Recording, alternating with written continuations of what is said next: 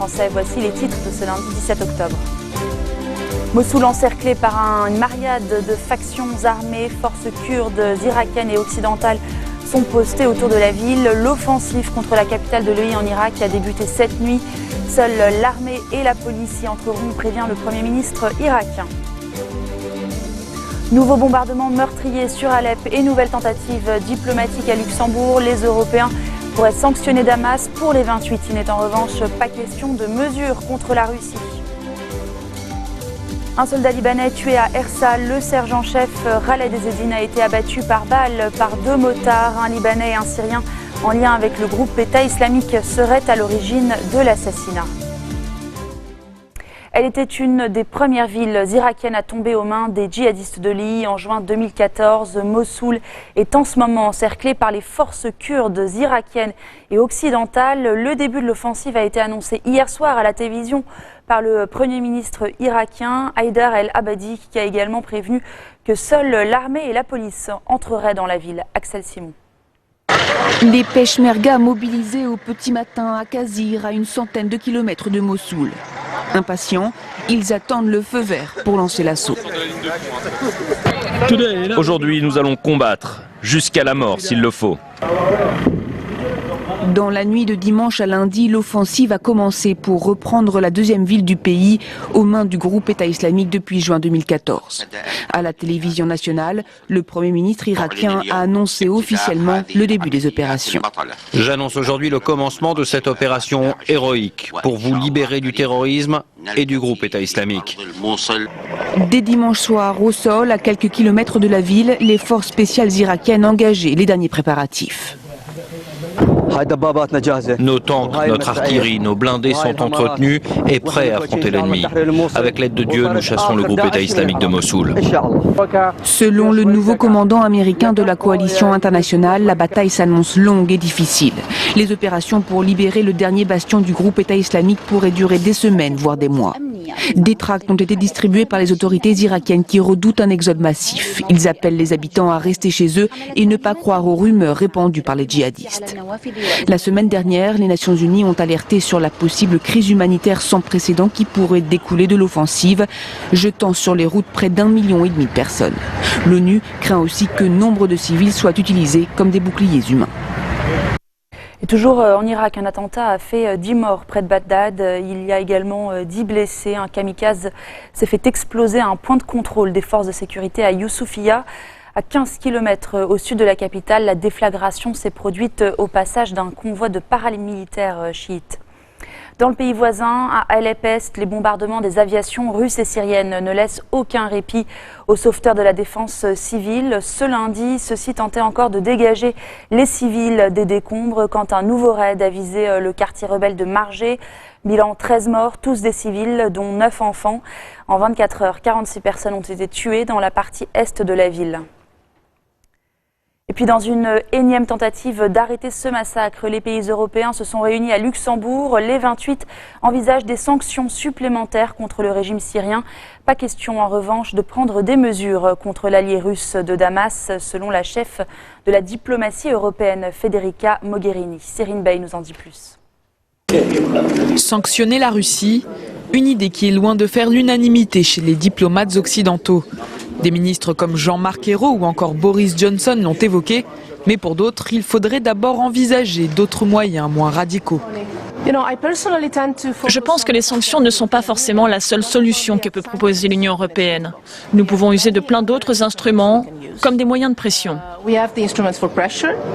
Jusqu'ici, aucune solution miracle n'a été trouvée pour mettre fin au bombardement d'Alep. Mais les diplomates européens souhaitent maintenir la pression sur le régime syrien.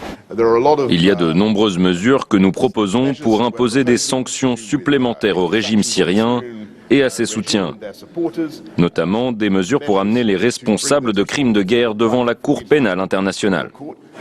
L'instauration d'un nouveau cessez-le-feu est aussi régulièrement évoquée sans pour autant aboutir. Après un week-end marqué par des réunions diplomatiques à Londres et à Lausanne, la France, la Grande-Bretagne et l'Allemagne espèrent ce lundi convaincre leurs partenaires de condamner les frappes russes. Mais pour être adoptée, toute nouvelle mesure a besoin de l'aval des 28 États.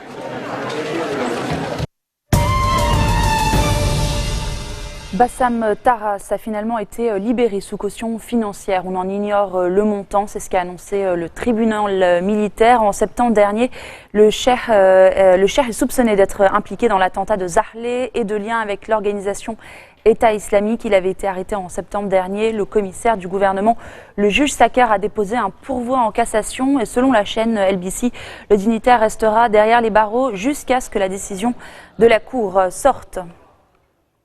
En ce qui concerne Imad Yassine, sachez bien que le tribunal militaire annonce poursuivre le détenu pour appartenance à un groupe djihadiste.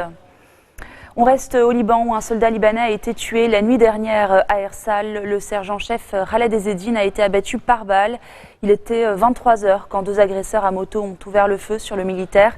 Selon la chaîne LBC, les assassins, un Libanais et un Syrien, seraient membres du groupe État islamique qui sévit dans le Joud de la ville de la Beka. On n'oublie pas également les 9 militaires qui sont toujours aux mains de l'État islamique alors que 16 autres ont été libérés le 1er décembre 2015 par le groupe Al-Nusra et que 4 autres ont été assassinés durant leur captivité. Les camionneurs ont bloqué depuis ce matin 7 heures les accès à plusieurs centres d'inspection mécanique dans le pays. Mouvement lancé à l'appel des fédérations et syndicats des transporteurs routiers. Il était impossible de pénétrer dans les centres de Hadat, Majdalia, mais aussi de Zahle. Les conducteurs protestent contre les contrats de privatisation de ces centres et la construction de 10 antennes supplémentaires. Ils menacent donc de recourir à l'escalade si leurs demandes ne sont pas prises en compte par le gouvernement.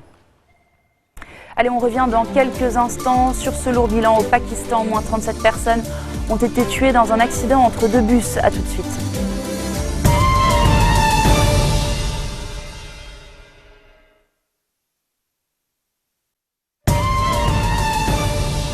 On évoquait à l'instant ce terrible accident de bus au Pakistan. Le bilan est d'au moins 27 morts et 50 blessés. 2 cars sont rentrés en collision à Kanpur, dans le centre du pays. Ils transportaient à eux deux une centaine de passagers. Les secouristes tentent toujours de dégager des victimes piégées dans les carcasses. Le bilan pourrait donc s'alourdir en raison notamment du piètre état des routes. Les accidents mortels sont extrêmement fréquents au Pakistan, pays considéré comme l'un des pires au monde en termes de sécurité routière. En France, à présent, le démantèlement du camp de réfugiés à Calais, surnommé la jungle, est imminent. Il faut régler le problème cependant des 1300 mineurs isolés qui y vivent. Ils espèrent tous rejoindre un proche au Royaume-Uni. Chaque dossier est passé au peigne fin et cela prend beaucoup de temps. Cécile Galuccio. Il refuse de montrer son visage. Wassal a 14 ans, il est afghan et fait partie des migrants mineurs de Calais. Il est arrivé en France seul. Ses parents sont morts durant le voyage. La partie la plus dangereuse a commencé en Bulgarie. J'ai perdu le groupe avec lequel j'étais et pendant environ 14 heures, je me suis retrouvé dans une forêt. Aujourd'hui, Wassal espère rejoindre la Grande-Bretagne, là où son oncle et ses cousins l'attendent. Il est même prêt à risquer sa vie pour traverser la Manche. Je veux aller à l'université et faire des études de médecine. Mais pour l'instant, il dort ici, dans ce centre provisoire de la jungle de Calais, aux allures de prison. Vous savez, il y a certains groupes de personnes qui font de mauvaises choses pour gagner un peu d'argent. Pour un jeune comme moi, ça fait peur. Comme lui, près de 1300 mineurs isolés vivent dans le plus grand bidonville de France. Ils ne peuvent pas aller dans des centres d'accueil car ils relèvent de la protection de l'enfance et n'ont pas encore le feu vert des autorités britanniques pour traverser la Manche. Avec le démantèlement imminent de la jungle, ces mineurs risquent d'être livrés à eux-mêmes. Un problème qui aurait pu être évité, selon les ONG. C'est vrai qu'on a aujourd'hui l'impression que le gouvernement se réveille et découvre cette problématique pour laquelle on a beaucoup communiqué, on a envoyé des rapports, donc on est aussi nous-mêmes surpris. Des deux côtés de la Manche, les efforts se poursuivent pour accélérer les transferts. La Grande-Bretagne s'est engagée à accueillir tous les mineurs isolés qui ont un lien familial avec le Royaume-Uni. Cette semaine, une vingtaine vont faire la traversée. Deux tachyonautes viennent de s'envoler pour l'espace, direction le deuxième laboratoire orbital chinois. Pékin espère en effet déployer d'ici à 2022 une station spatiale habitée. Le récit d'Antoine Fenot.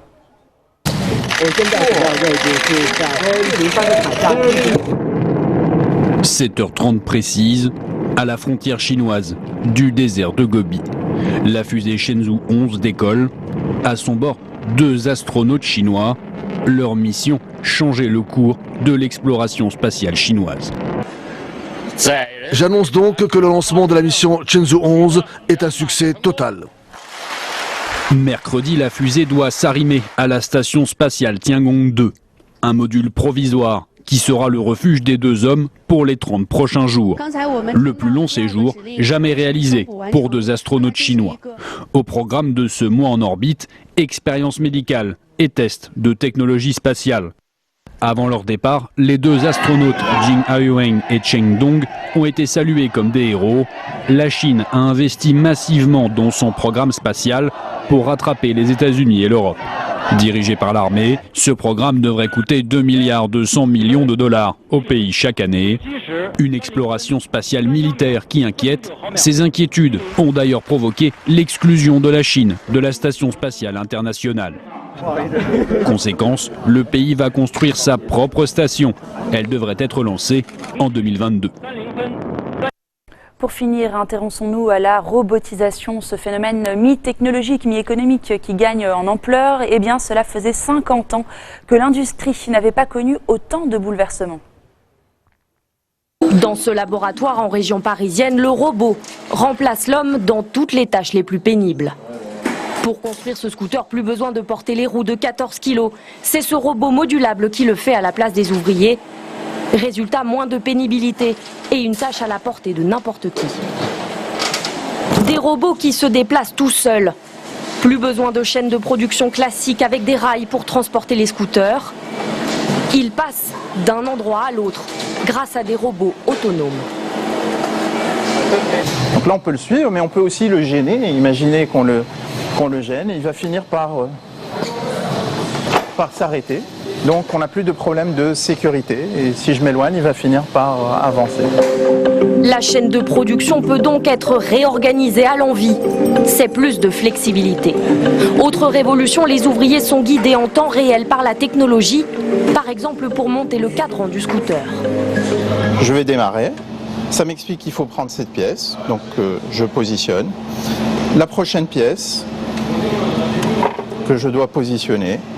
Et vous voyez une flèche qui m'explique exactement où est-ce que je dois la mettre. Le but, limiter les erreurs et les besoins de formation. L'ouvrier devient ultra polyvalent, car l'usine du futur ne produira plus un seul produit, mais plusieurs. À côté des scooters, on trouvera par exemple des machines à laver. Si elles rendent la fabrication plus simple, ces innovations permettent de gagner du temps et donc de l'argent. Un enjeu vital, comme dans l'aéronautique. Un A380, c'est 500 km de câbles électriques et autant de possibilités de panne. Un casse-tête pour identifier le fil défectueux. Désormais, tout est simple grâce à ce logiciel. Je suis en train de scanner l'avion avec cette tablette comme une radio et j'identifie qu'il y a ici donc un défaut électrique sur ce câble-là. Et donc l'opérateur n'a plus qu'à démonter le panneau, il va trouver derrière le câblage et la panne électrique. Une panne détectée grâce à un boîtier intégré qui renvoie l'information à la tablette. Cette innovation réduit le temps de recherche de panne de 80%. Plus rapide, plus efficace, l'usine de demain inventera aussi des produits plus facilement. Fini les maquettes, les ingénieurs peuvent visiter virtuellement les trains ou les voitures qu'ils imaginent. Ça s'appelle la réalité virtuelle et c'est la spécialité de cette PME près de Bordeaux.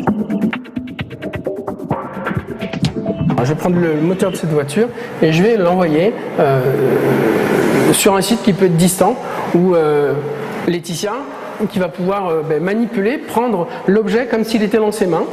Plus besoin de construire plusieurs prototypes, une économie de temps et d'argent. Des révolutions technologiques qui, selon le directeur de ce laboratoire, auront des effets bénéfiques sur l'économie de pays industrialisés comme la France. Et donc toute la vague de délocalisation va en fait s'inverser, les usines vont revenir dans les pays matures et donc ça va créer de l'emploi industriel. Une aubaine pour la France, qui n'a fait que perdre des emplois dans l'industrie ces 15 dernières années. C'est la fin de cette édition. Tout de suite, le rappel des titres. Mossoul encerclé par une myriade de factions armées, forces kurdes, irakiennes et occidentales sont postées autour de la ville. L'offensive contre la capitale de l'EI en Irak a débuté cette nuit. Seules l'armée et la police y entreront, prévient le Premier ministre irakien. Nouveau bombardement meurtrier sur Alep et nouvelle tentative diplomatique à Luxembourg. Les Européens pourraient sanctionner Damas pour les 28. Il n'est en revanche pas question de mesures contre la Russie. Un soldat libanais tué à Ersal, le sergent-chef Khaled Ezzedine a été abattu par balle par 2 motards. Un Libanais et un Syrien en lien avec le groupe État islamique seraient à l'origine de l'assassinat. Merci de votre attention. Retrouvez-nous tous les jours à 16h40 heure de Beyrouth.